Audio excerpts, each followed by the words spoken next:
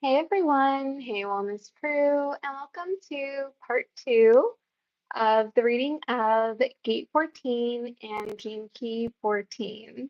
I'm really glad that you're here to join me today for this reading, as I feel like the Gene Keys in Human Design have been so helpful in my personal development, and I'm really glad to share it with you. Today I'm using my Beats as my microphone just as a test to see if the noise cancellation is a little bit more helpful for my readings. So just give me some feedback, let me know. All right. The 14th gift of competence is one of those gifts that is extremely contagious. As noted, one of its manifestations is enthusiasm, which is such an essential quality within any group enterprise or business. Indeed, this 14th gift is the main ingredient of any successful business venture or team.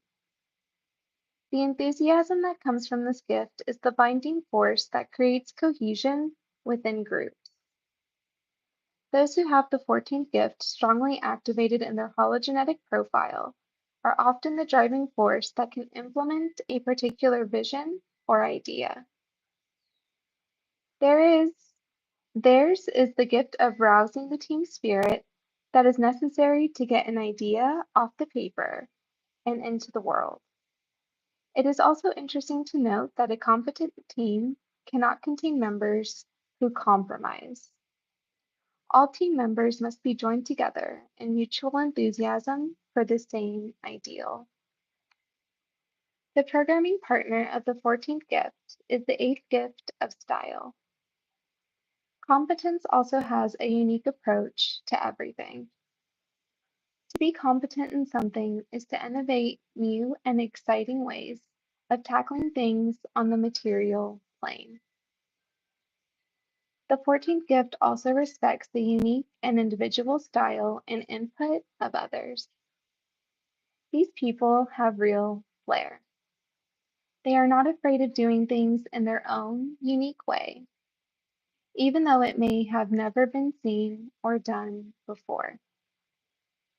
At the same time, these people do not reject the advice of others if it helps in their task, making them powerful team players. If this 14th gift is a part of your hologenetic profile, or you simply feel drawn to it, you are probably someone who will work best within a small team.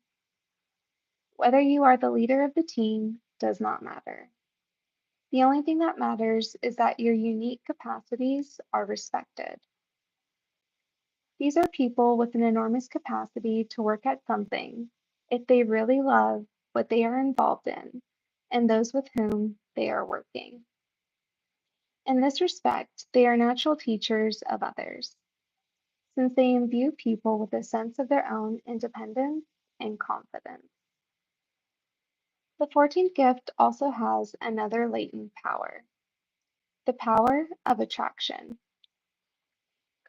Competence creates a powerful magnetic field that not only draws in the right support, but also has the ability to magnetize material wealth. Once you have attained the gift frequency, the tendency is for consciousness to keep expanding. This is the origin of the many folk sayings about money and wealth. For example, it takes wealth to become wealthy, or wealth begets wealth. Thank you so much for the like. I really appreciate it. Prosperity is an infectious energy field that grows exponentially as long as it is used in the service of empowerment. Competence is unafraid of success and power, and radiates confidence and assuredness wherever it goes. It is a force field that naturally creates prosperity. It cannot do otherwise because it has so much creative power within it. It has only to find the right outlet in the world. Finally, the 14th gift has great flexibility. You cannot be rigid and competent at the same time. Competence is the working aura of someone who loves the material world they are involved in, whether that be in the office or at home in the family. Mothers in particular who have the 14th gift can create all the dynamics within a family for spiritual, emotional, and material prosperity. As the backbone of the family, their powerful spirit will infuse and empower each child as they grow, as well as inspire strength and purpose in their partners or husbands or wives. In fact, the moment you activate the 14th gift, you realize a certain aroma through your DNA that soon makes you the backbone and mainstay of any family or team. Moreover, your aura of confidence is not the same as having skill. It is a fearless openness to grapple with any task in a realistic and focused way. If you do not know how to do something, you learn. And once you have learned it, you can apply it to other areas of life. In this way, the 14th gift continually extends its potential in many different directions simultaneously. The 14th Siddhi, Bounteousness, the single-celled heaven. At the Siddhic level of consciousness, energy is transmitted through the individual via the medium of the morphogenetic field. Morphogenetic fields are energetic grids that connect all creatures and particles of matter at a subatomic level. In order for a human being to utilize the power of this energetic matrix, their body must emit a very high frequency wavelength. At the acidic level, their whole being becomes like a vacuum. Something astounding occurs to the chemistry of a person at the acidic level. And this transformation is so physiologically powerful that it literally drives the occupant, commonly known as the ego, right out of the vehicle. It is interesting, and perhaps controversial to some, to note that the highest attainable state of consciousness in a human body is also akin to the lowest. It is the lowest in terms of the modus operandi of consciousness, for the human at the acidic level most closely resembles the most basic life form on our planet, the eukaryote. The eukaryote. The eukaryote. Yo, I cannot pronounce anything today.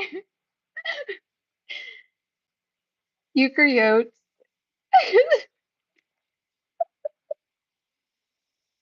I know how to pronounce this word, but I'm having like a brain fog moment. Eukaryote?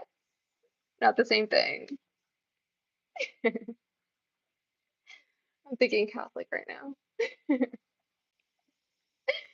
Such as amoeba are incapable of awareness, although they do have consciousness. And in this respect, they are building blocks of life on our planet. These primitive single-celled organisms are an apt symbol of the acidic level of consciousness. They have a nucleus containing genetic instructions and some form of protective membrane, and that's about it. Likewise, for the one manifesting acidic state, there is no normal functioning of awareness. Naturally, human awareness continues.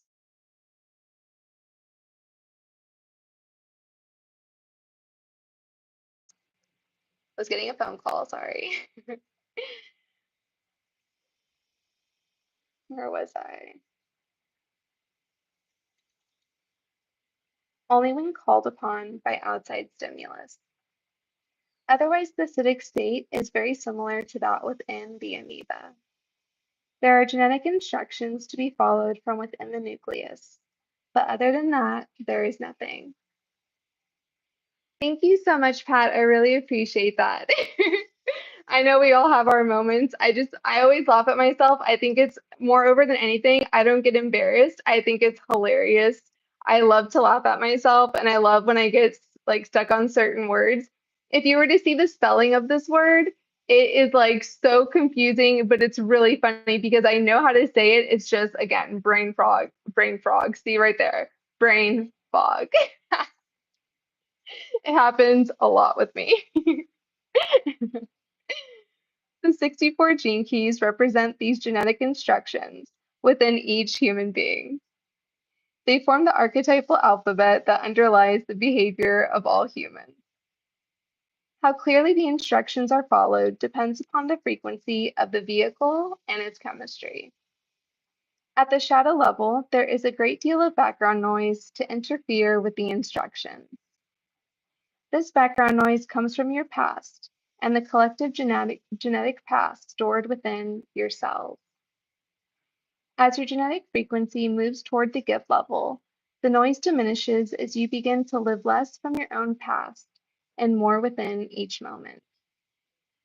However, even at this level, the collective genetic memory still remains as an unconscious subtle conditioning element influencing your behavior. At the true civic level, all trace of personal and genetic history has to be burned from your body. This is no small matter. One needs to try to understand the import of this last statement. Inside every human being's DNA is stored the collective memory of every human who has come before him or her. That means every feeling, fear, aspiration, and desire dating back to the beginning of man's journey, and before this, every instinct within all the creatures from whom we have descended, going right back to the amoeba. All of the immeasurable genetic history of the evolutionary life on the planet has to be erased from our DNA. Only when this has occurred can humanity's true power be experienced without limitation. This is what the 14th city is about, and it is encapsulated within the name the ancient Chinese gave this archetype: possession in great measure. The 14th city is the core archetype of your power as an individual. It is the city of bounteousness, the ultimate legacy of what it means to be a human. This city is the true genetic inheritance of man, the ability to create in abundance. But the 14th city is not about accumulation, it is about fertility. Your true latent fertility lies mostly dormant in your genes. When the 14th city flowers inside a person, they become a driving force for humanity itself. Their every word, thought, and deed reaches deep into the morphogenetic field and pushes the whole of humanity in a new direction, the direction of abundance. The overflowing fertile potential within humans is almost infinite. As the city testifies, if a single human can influence the entire direction of the species in a beneficial direction, one can only imagine what might happen if all humans were to manifest the city. The mass dawning of the 14th city would be what almost all creatures have at some time referred to: the uniting of heaven and earth. Not just a golden age, but a permanent state in which all humans take the helm together. A state in which individual power and collective power become one and the same. As we saw with the 14th gift, this is a contagious gene key, and we should remember that it is also contagious at its shadow frequency. There are few things as contagious as compromise. However, at its highest level, the 14th gene key holds a great destiny for humanity. As people awaken through this city, it will begin to travel like wildfire through the world. Here's an example of how the morphogenetic field works. If someone truly is manifesting the 14th city, then merely thinking about them will trigger a flood of prosperity on many levels in your life. Even a single man or woman manifesting this city can create ripples of prosperity and spiritual well-being wherever they go. This is the origin of the ancient belief in the power of the guru. It is said that merely thinking of the guru or holding their photograph will bring about a beneficial transformation in your life. To conclude this 14th city, we need to understand one more thing, a difficult truth for some to stomach. Individual power is nothing more than a myth. Despite the fact that this 14th gene key is all about personal power, the 14th city is about the end of all things personal. At this level, we need to view humanity as one large, expanding genetic vehicle. Each individual human is simply another set of bioenergetic instructions in the greater body. In this sense, individuality is actually the same thing as interference. If a cell within the body behaves as though it has an identity of its own, it cannot function cleanly. It is as though the windows of that cell are dirty, and information cannot pass efficiently and transparently from the greater body to the cell. Its illness is that it thinks it exists autonomously. Likewise, we humans, complex we like to think ourselves, are akin to single-celled organisms within a far greater body. We are merely building blocks for a higher life. And in that sense, we are utterly expendable. It is not us that matter.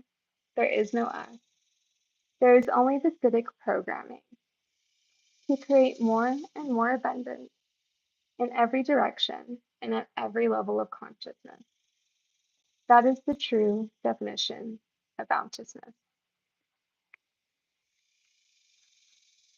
So, what I will always say is when it comes to the gene keys, it is, and Richard Rudd will say this himself, it's very paradoxical. And it's definitely open up to interpretation. A lot of the way that he writes is very poetic. He uses a lot of really interesting examples to kind of show his point. So sometimes things may seem very much woo-woo, very much kind of out of the realm of normal ways of thinking or normal ways of speaking. Also, please let me know if you can hear me clearly. Today's my first day of trying to use my Studio Beats as a microphone, only because it has noise transparency. So I was hoping that it would be able to kind of cut out the background noise a little bit better than the typical microphone that I use. Um, so the things that he kind of talks about and the ways that we're shifting from the shadow to the gift to the city. Awesome. Thank you so much for letting me know, Pat. It's just kind of ways of letting us know that there's, things that we're moving through, that we do need that darkness. We do need that difficulty. We do need that struggle in order for us to turn that into a gift, in order for us to turn that into an ultimate gift, something precious, something that we can become, something that we can learn from, something that we can attain this much higher level, this much higher frequency, if we so choose, if we are so able. And it comes from a lot of trial and error. So a lot of this is very much, up for interpretation, and it may not all apply to you. And I completely understand that. It totally doesn't have to. Just take what you will from it. And now I'm going to give you some affirmations from Gate 14 of Human Design. I trust and know that as long as I am following my strategy, I am fully supported in all my endeavors. My unlimited capacity to create gives me support, and I use my support to fulfill my life purpose. And here's some questions you can ask yourself, some things you can do to kind of further your understanding or further the implementation of Gate 14 and Gene Key 14 in your life, if this spoke to you. Make a list of everything you are doing right now that you find inspiring and delicious. Make a commitment to yourself to follow at least one of these inspirations each day. What would your life look like if you only followed your passion? What would you be doing? What would your life feel like? What would your energy level be? Do you trust the universe to support you in following your bliss? Can you make money doing what you love and know that you will be supported? This is a question that a lot of people ask me, especially my clients. Am I able, will I be able to be happy doing what I'm doing? And, even though maybe what I'm doing right now is paying the bills, but it's not really following my passion. What I tell my clients is you don't necessarily have to, your, regular job doesn't have to always be the thing that you love. You can always find a hobby. You can always find something else that you can do that you love and also have something that you're doing to support yourself. Now, ideally, of course, the thing that you love would also be the thing that, brings you your financial income. But for some people, that's just not, possible at this particular time, or that's something that they're working towards. I'm not one of those people that's going to BS you and tell you everything's going to be perfect all the time. You can have absolutely anything you want at any point in time, because quite honestly, that is simply not true. And it's not about working harder. It's not always about working smarter. It's not always about working, grinding. It's not always about just having things come to you because you believe in the universe and manifestation. Things are out of our control, right? Things are just out of our control. The only thing we can control is ourselves and the way that we invest the three most important things we have, which is our time, our energy, and our money. Those are the three most important resources that we have. Now, love is a part of our energy. So when it comes to who you're investing your love in, that's also including our time. So our emotions, all those things like that, that's a part of our energy. So what I want you to think about is how are you investing your three most important resources? What are you doing every day to better yourself or to make yourself feel happier or to really employ the things, or what tools do you currently have? What tools are you missing? Can you be honest with yourself about that? These are all things to think about, and what I really love about human design and the gene keys is that it can really help you understand a laid out path for you that again may seem very woo-woo. And these are definitely not my most popular live streams by any capacity, but I just feel like they've been so incredibly helpful to me that if it even reaches one person, that is everything to me. And that's why I invest my time doing these live streams because it has been so helpful for me personally. And it's something that I do use with people that I coach sometimes if that's something that they're interested in. But it's definitely a tool that you can use. It's a personal development tool. It's not about replacing a religion. You can be any religion, you can be of any faith. It's not about that. It does take pieces of the I Ching, Kabbalah. It makes references to different types of religious characters, I'll put it that way. So it's just definitely something that I found helpful, other people have found helpful, and if you can find it helpful, that's amazing. If it's not for you, no worries, I completely understand. You can always look back at my catalog of live streams. I have done live streams on all of the other gene keys up to this point. There are a total of 64 gene keys, so there will be a total of 64 live streams. Typically, I do one live stream a week of each gene key. So that's typically what I do. Sometimes it'll be more. Sometimes I do take a break and it will be a week or two off. So there'll be a week or two where I won't do one. But outside of that, thank you so much for joining me today. I am so honored that you invested some of your time and energy with me today. Thank you so much, Pat. I really appreciate you being here with me today. You have been so kind and so sweet. And again, thank you so much. I'll see you on the next video or live stream. I do have one more live stream coming up shortly, and it's going to be about the 64 ways, which is a supplemental thing to Gene Key 14, which I just talked about. Please don't forget to like, subscribe, and or join as it is popping off on the membership tiers. And I'll see you on the next video or my upcoming live stream. Be well, stay wild as well.